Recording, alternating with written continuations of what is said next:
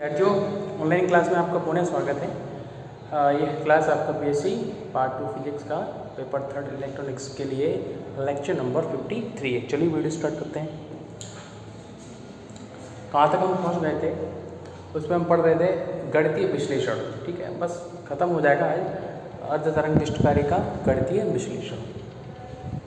Short drill में HWR का मतलब हाफ वेव रेक्टिफायर। ठीक है,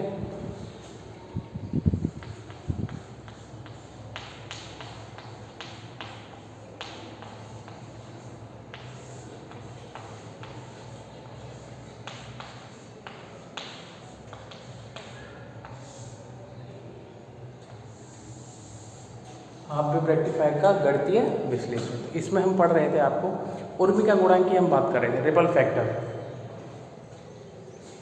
शायद साथ में नहीं था।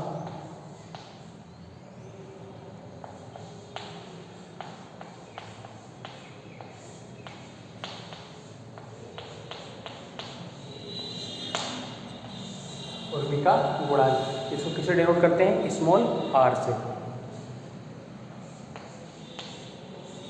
इसके लिए हम डेरिवेशन कर रहे थे, उसमें कहाँ तक हम आ गए थे देखिए ज़रा। इक्वेशन थी हमारे पास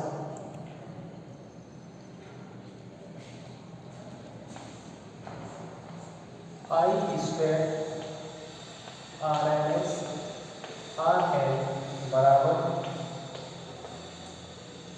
आई D C square R N plus I square A C और ये आर। ये क्वेश्चन है हमारे पास। ठीक है, इसको सॉल्व करते हैं। आर एल इधर से कॉमन लेंगे और इधर से आर एल कैंसिल हो जाएगा। ठीक है,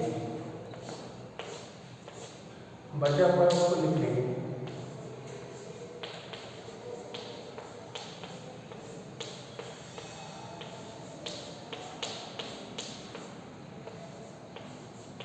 ये आपके पास बचा। ठीक है, तो अब होता क्या है उसमें आई ए सी और आई डी सी। तो इसमें किसका भाग लगाना पड़ेगा आपको? आई डी सी का भाग लगाना पड़ता है ना।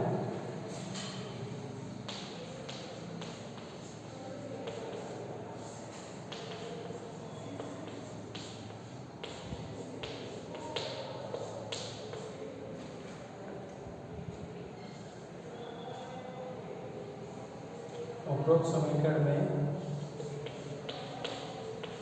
आई स्क्वायर डी सी का भाग देने पर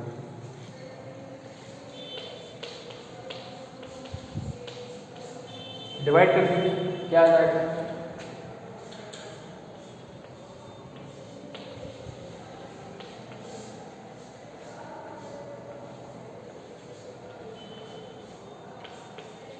ये हो जाएगा 1, इधर क्या आ जाएगा?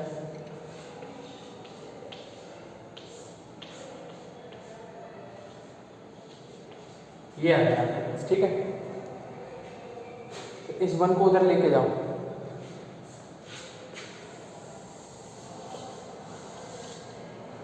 क्या होगा? I square A C I square D C बराबर I square R M S I square D C -1। ठीक है, ये वैल्यू आ जाएगी। अब हम क्या करेंगे, इसको कैसे लिख सकते हैं?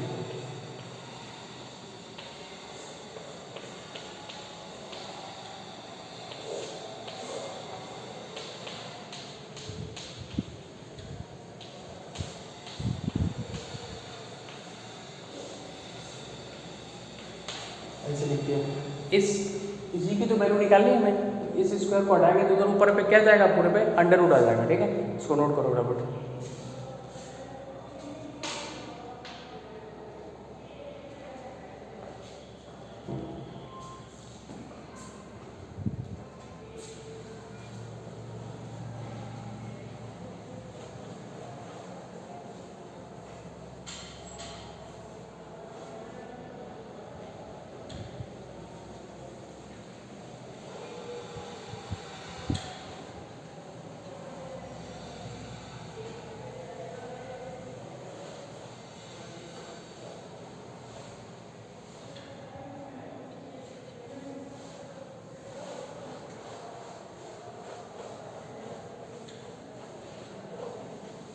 चलिए ये आ गया, इधर से स्क्वायर हटाएंगे, उधर अंडर रूट लगाओ।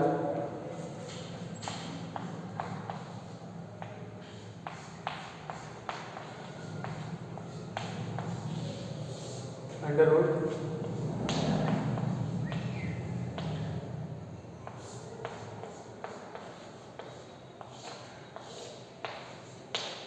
ये आ गया। ये वैल्यू किसके बराबर होती है जरा मैं शायद मुझे याद है कि मैंने समीकरण एक डाला था जहाँ उर्मिका गुणांक का सूत्र लिखा था कि उर्मिका गुणांक को निम्न सूत्र के द्वारा व्यक्त किया जा सकता है, तो वहाँ पे लिखा था। तो ये जो वैल्यू है यही तो उर्मिका गुणांक कहलाती है। दिष्ट धारा प्रत्यावर्ती धारा और दिष्ट धारा का क्या होता है अनुपात। देखो क्या होगा,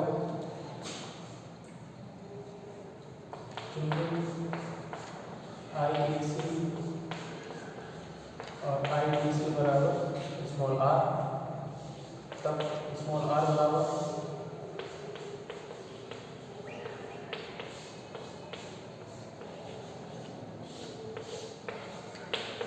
ये है। इसमें अब IRMS और IDC की वैल्यू रख देंगे।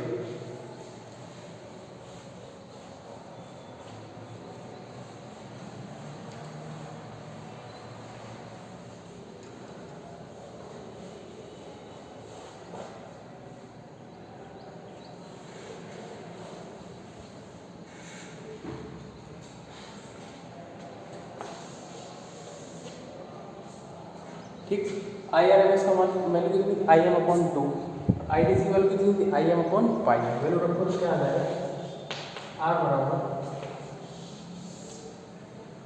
IRMS का हो जाएगा IM²/4। IRMS की वैल्यू थी IM/2, स्क्वायर है इसका तो IM²/4। IDC की वैल्यू क्या थी IM²/पाई, तो स्क्वायर करेंगे तो पाई स्क्वायर कहाँ जाएगा ऊपर, और IM² कहाँ आ जाएगा नीचे। ये आ जाएगा और -1, इससे कैंसिल कर दो।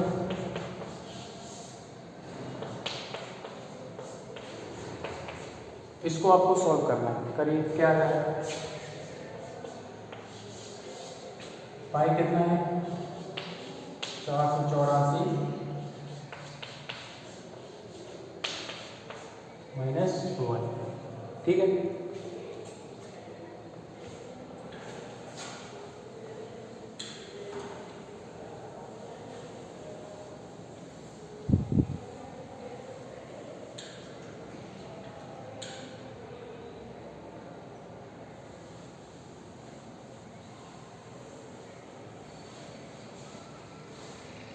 चलो देखो इसका मल्टीप्लाई कर लो, इसको भी सॉल्व कर दो।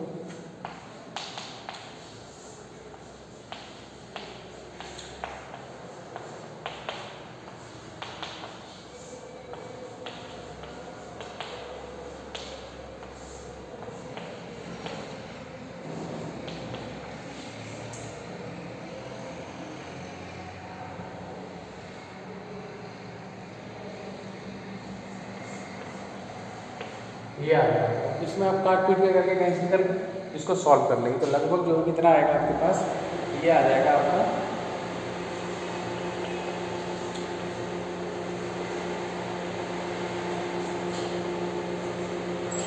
1.45।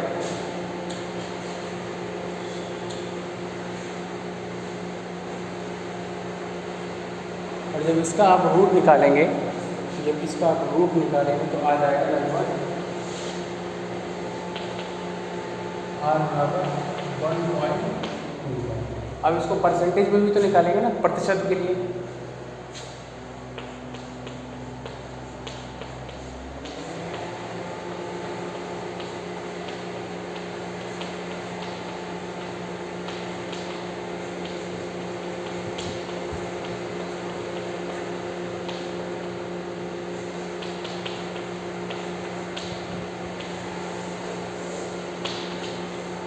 देखिए कि हाफ वेव रेक्टिफायर में रिपल फैक्टर कितना होता है 121% होता है, ठीक है।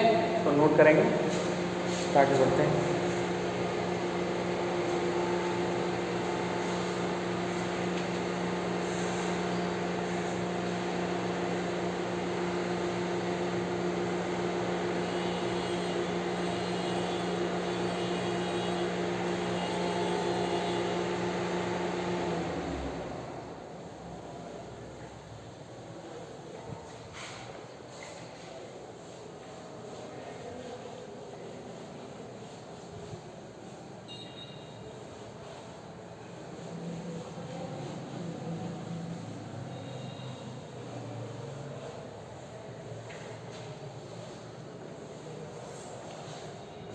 देखो 121% अर्ध तरंग दृष्टिकारी यानी हाफ वेव जो रेक्टिफायर है वो जो AC इनपुट हो रहा है उसको DC में कितने परसेंट कन्वर्ट कर पा रहा है, उसकी डिफिशियंसी क्या थी, वो भी थ्योरेटिकल एफिशिएंसी कितनी निकली थी 40.49 40.49%। और रिपल फैक्टर कितना ज़्यादा मौजूद है उसमें 121%। तो ये फिर हाफ वेव रेक्टिफायर की क्या है, असफलता है, अनसक्सेस है ये, ठीक है।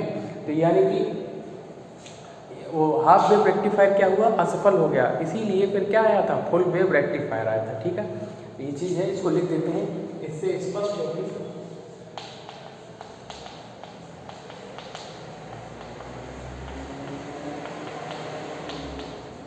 स्पष्ट है कि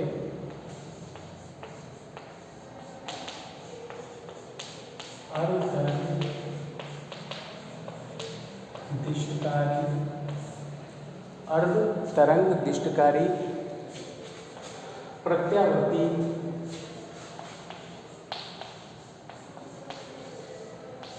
प्रत्यावर्ती निवेशी संकेतों को या संकेतों का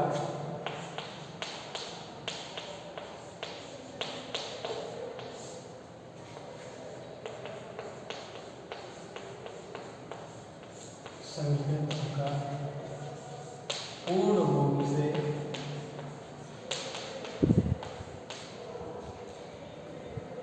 रूप से दृष्टिकरण नहीं हो पाता या नहीं कर पाता। अर्ध तरंग दृष्टिकारी प्रत्यावर्ती निवेशी संकेतों का पूर्ण रूप से दृष्टिकरण दृष्टिकारी के द्वारा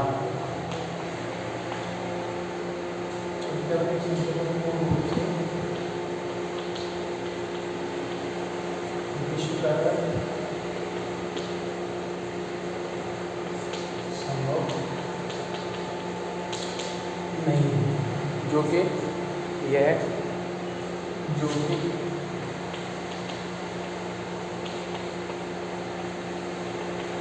SWR की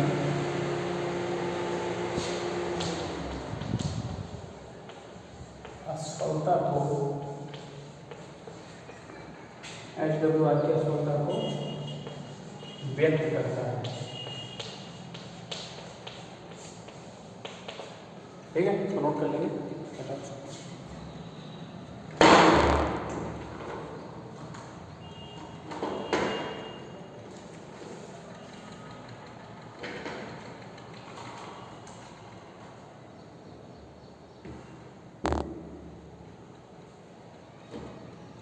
चलिए इसको हटा।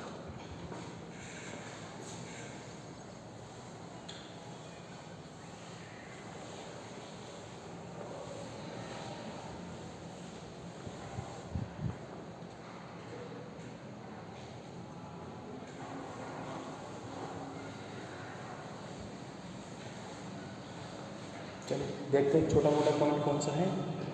1 नंबर पॉइंट देखते हैं,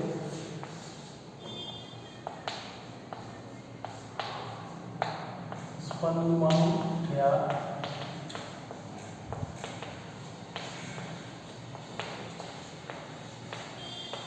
दृष्टिगोचरता का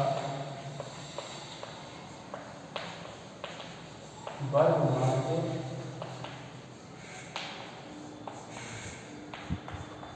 मूल्य छोटा सा ही है, केवल वैल्यू रखनी होगी। तो क्या हो जाएगा, ERMS बराबर क्या हो जाएगा,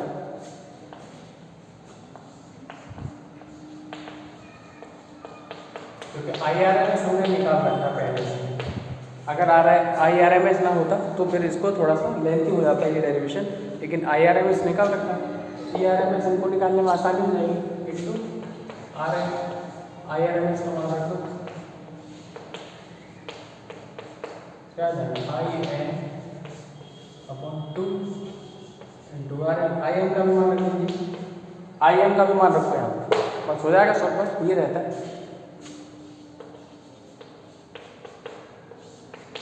EM/2 R plus RM into R। को ज़्यादा सॉल्व नहीं करना, चाहो तो ये R/RL वाला केस भी इसमें अप्लाई कर सकते हो अगर RL का मान मोर ग्रेटर देन R से, ठीक है। बाकी करने की जरूरत नहीं है, नोट करो।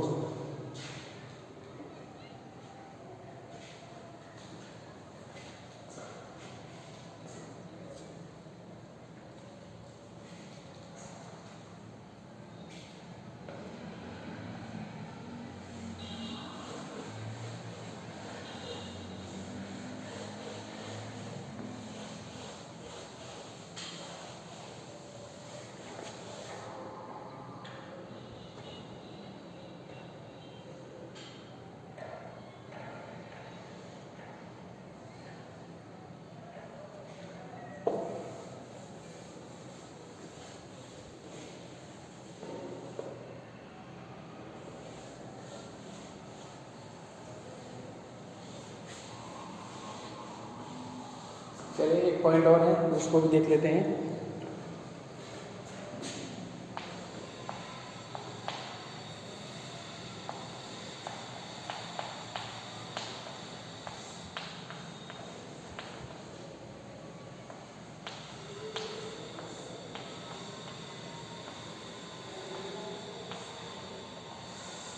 प्रदीपन, शिखर, विभव क्या चीज़ होती है? कभी कभी ये शॉर्ट क्वेश्चन में इसकी डेफिनेशन पूछ लेता है, 1.5 नंबर के क्वेश्चन में कभी कभी पूछ लेगा कि PIV क्या होता है, PIV से समझाइए।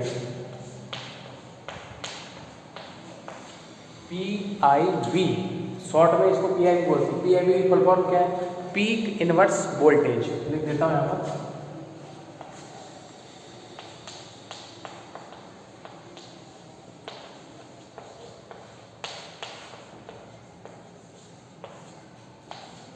ये है आपका peak inverse voltage, PIV, Hindi में प्रतिपन शिखर विभव।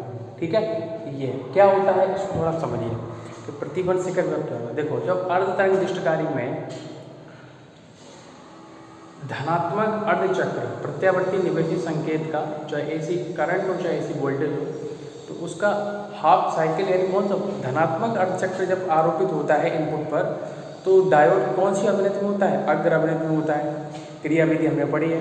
और जब नेगेटिव हाफ साइकिल उसमें इनपुट होता है यानी कि ऋणात्मक अर्धचक्र उस पर आरोपित किया जाता है, तो डायोड किस में चला जाता है? रिवर्स बायस में यानी कि पश्च अभिनति में चला जाता है। ठीक है, तो होता क्या है कि पश्च अभिनति में जाने के कारण लोड प्रतिरोध पर तो कोई हमको ना वोल्टेज मिलती है ना करंट मिलता है, कुछ नहीं मिलता, जीरो होता है लोड पर।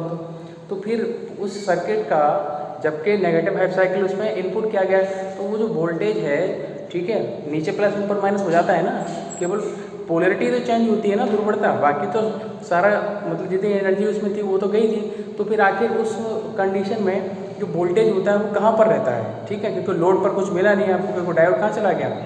नेगेटिव में, तो रिवर्स बायस में चला गया। तो उस स्थिति में समझिए कि जो भी उस परिपथ, उस स्थिति में जो परिपथ का जो वोल्टेज होता है वो डायोड के सिरों पर उत्पन्न रहता है या डायोड के सिरों पर आ जाता है। तो उसी डायोड के सिरों पर उस स्थिति में जो मैक्सिमम वोल्टेज मिलता है, वोल्टेज डिफरेंस जो मिलता है, उसी वोल्टेज डिफरेंस को क्या बोलते हैं हम? प्रतिपन शिखर विभव, इनवर्स वोल्टेज। क्योंकि उस समय डायोड भी किस में होता है? इनवर्स में होता है। ठीक है, रिवर्स में होता है। और वोल्टेज उसके ऊपर जो होगा उसके सिरों के मध्य में, ठीक है, सिरों पर, तो वही वोल्टेज क्या कहलाएगा? आपका प्रतिपन शिखर विभव कहलाता है। ठीक है, इसी चीज़ को हम अब लिख लेंगे। एक बार फिर से समझा देता हूँ कि जब डायोड पश्च अभिनति में होता है तो लोड पर कोई वोल्टेज या कोई करंट नहीं मिलता है, तो उस स्थिति में डायोड के सिरों पर ही उस परिपथ का संपूर्ण वोल्टेज या कुल वोल्टेज उत्पन्न हो जाता है। उसी वोल्टेज के अधिकतम मान को हम क्या कहते हैं? प्रतिपन शिखर विभव कहते हैं। चलिए लिखिए इसको।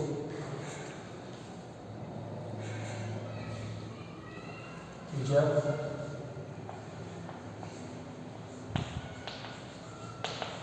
अर्ध तरंग दृष्टिकारी हाफ वेव रेक्टिफायर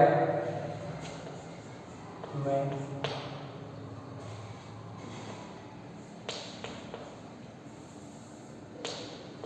प्रत्यावर्ती संकेत का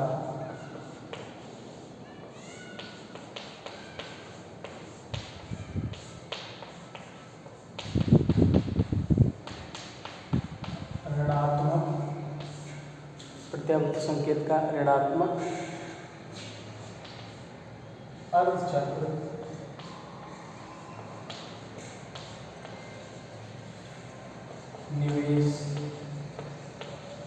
निवेशित करते हैं,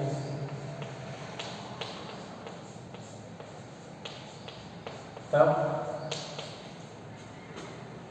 डायोड की उत्क्रम अभिनति में कार्य करता है। तब डायोड के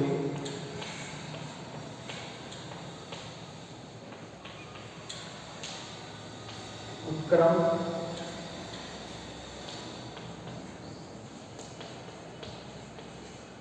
अभिनति में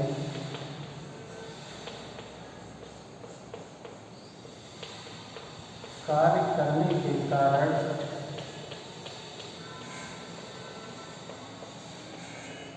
लोड प्रतिरोध RL पर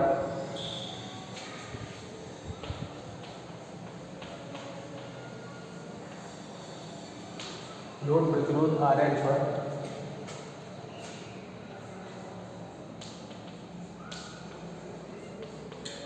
पृष्ठ धारा या वोल्टता शून्य होती है,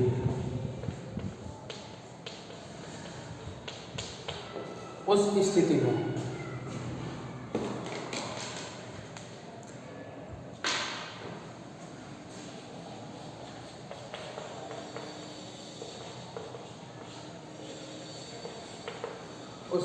क्या होता है? उस स्थिति में परिपथ की कुल वोल्टता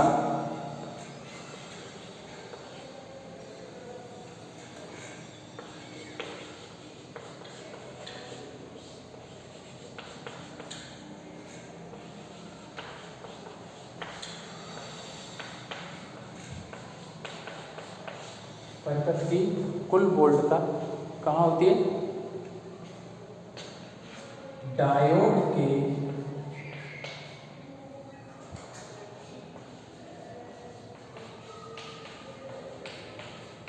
सिरों पर उत्पन्न होती है।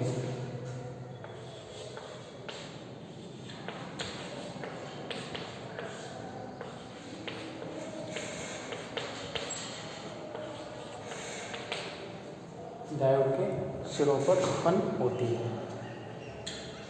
चलिए तो नोट कर लो, फिर आगे बढ़ते हैं।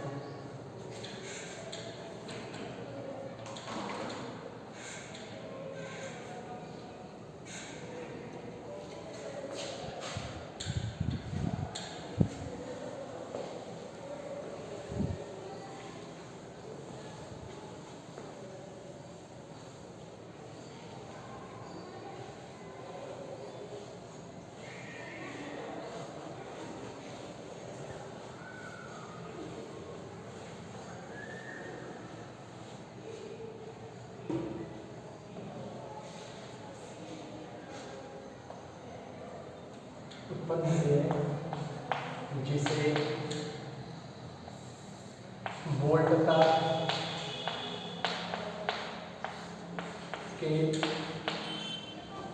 के इस अधिकतम मान को वोल्टता के इस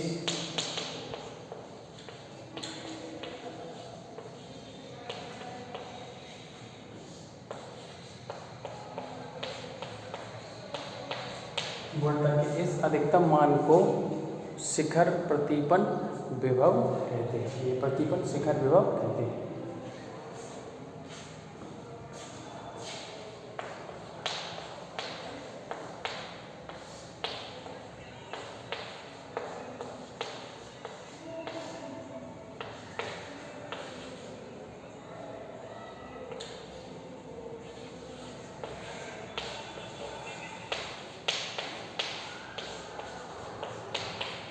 इसका मान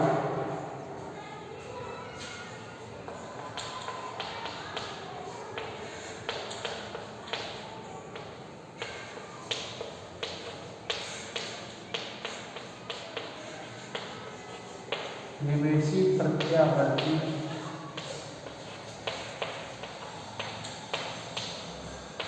वोल्टेज के अधिकतम मान के बराबर होता है। प्रत्यावर्ती वोल्टेज के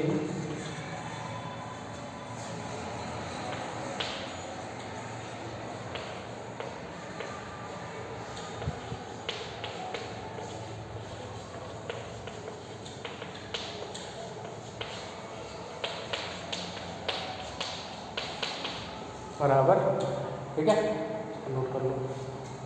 हाँ तो क्या आ जाए, फॉर्मूला क्या है? PIV बराबर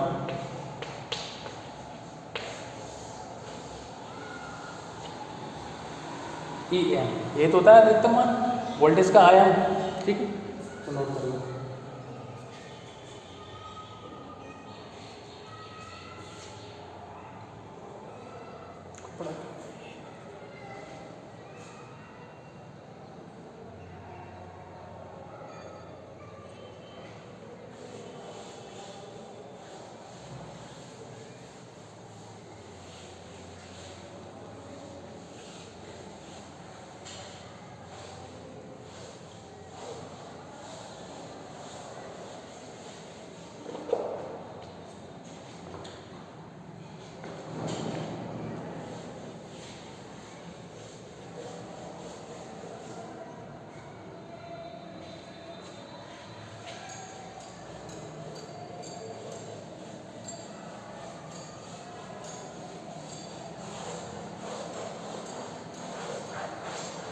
ठीक है, तो ये हो गया आपका अर्ध तरंग दिष्टकारी कंप्लीट। ठीक है, अब बात करते हैं पूर्ण तरंग दिष्टकारी की।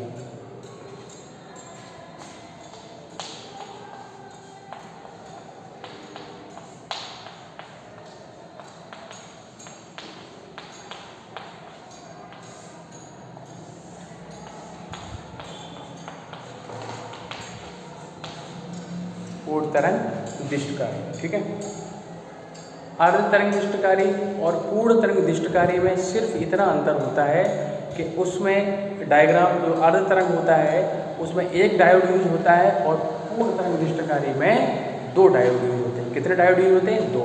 बस ये बेसिक डिफरेंस है।